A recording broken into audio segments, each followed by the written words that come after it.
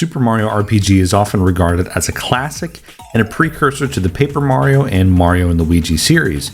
Its impact on the Mario franchise is evident in the continued exploration of RPG mechanics in subsequent Mario games and other turn-based games that have drawn inspiration from it. And after almost 30 years, it's finally time for Super Mario RPG to shine yet again with the remake now on Nintendo Switch. Is it worth picking up? Let's take a deep dive into pretty much almost every aspect of the game. Before we do that, don't forget to hit a like and subscribe if you haven't done so already. Leave a comment down below, let me know your thoughts on the remake. Let's go!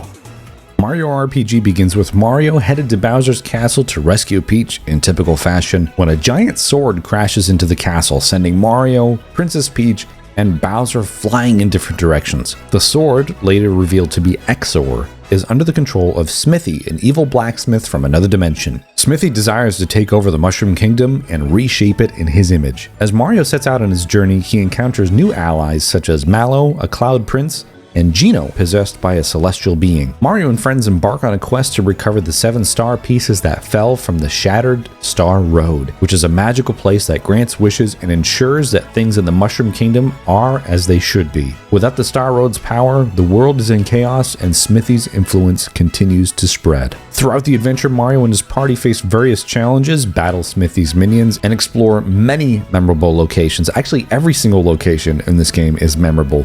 And in a very surprising turntables moment, Bowser, the usual bad guy, even joins forces with Mario to defeat the greater threat posed by Smithy. The narrative is filled with humor, unforgettable and lovable characters, unexpected twists, showcasing the collaborative effort between Nintendo and Square. The game's unique blend of Mario's platforming elements with traditional RPG mechanics makes it a standout title in the Mario series of games. And as the story unfolds, players witness the growth of characters and their relationships with each other, eventually reaching the ultimate goal of collecting the 7 star pieces and restoring peace to the Mushroom Kingdom.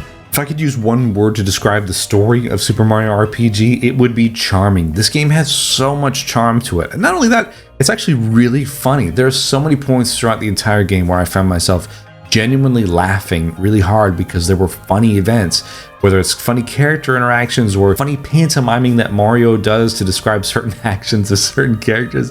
Even remembering it now just makes me laugh. It's one of those games that truly genuinely puts a smile on my face. And I can't say that about many games these days, but Mario RPG really did the trick for me.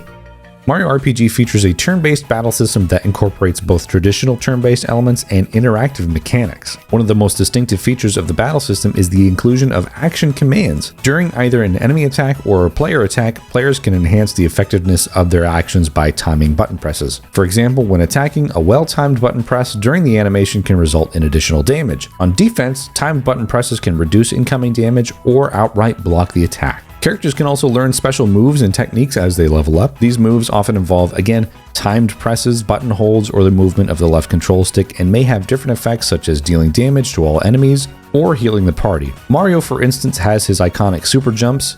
Mallow has the shocker. Peach has healing abilities such as group hugs or therapy.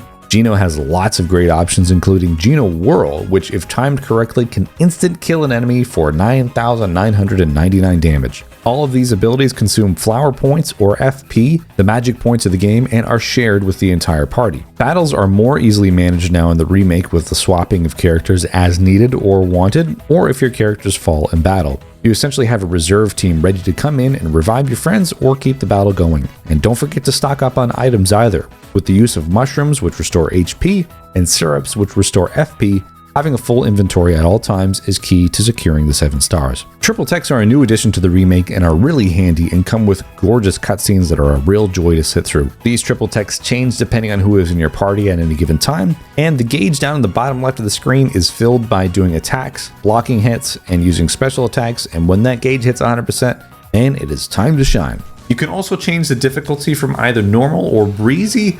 I found that even normal was kind of easy, and in fact the entire game was pretty easy. Even with the final boss, I found myself saying, that's it, that's as hard as it is. So definitely easier than the original game, and if you've got younger gamers out there like me, I definitely think it's going to be a very accessible turn-based experience for the little ones.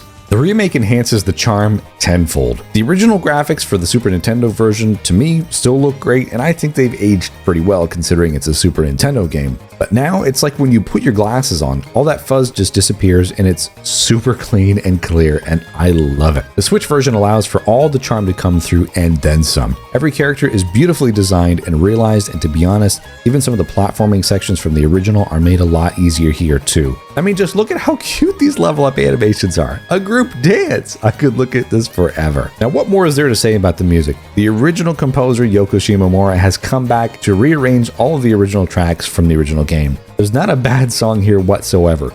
Now, being a Mario-style game, you will have some of those classic motifs you know and love, which are handled beautifully. The production is fantastic, and to be honest, it's to be expected with Yoko Shimomura at the helm. Every instrument is clearly heard, and again, it's like removing a blanket from your speakers compared to the originals. Not that the originals were bad, but I much prefer the new tracks now for the remake. This is pretty much the recurring theme with this review, is the overwhelming amount of charm every aspect of the game has, and the music just continues to add to that. Now, while the main story is relatively linear, the game offers side quests, secrets, and now newly added post-game bosses to encourage replayability. Everything is easily obtained through the course of the main story, but when you finally beat that final boss, you can resume your pre-final boss progress and re-challenge some of the bosses with added difficulty. And if you were brave enough to encounter the secret boss Culex, oh boy, he's back for a second time with a three-dimensional twist.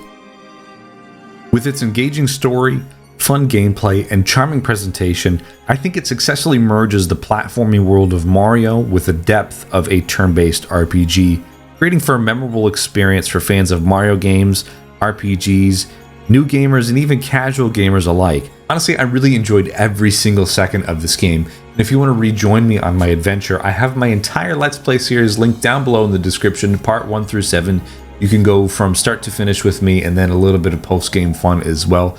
I really had so much fun with this game. Did you play Super Mario RPG Remake? I'd really be interested to know what you guys think. And if you liked this video, hey, please leave a like and subscribe if you haven't done so already. And leave a comment down below, let me know your thoughts on the remake, or if this video might sway you into picking it up. Anyway, I hope you guys have a great rest of your day, great rest of your weeks. We'll see you again on the next one. Ta-da!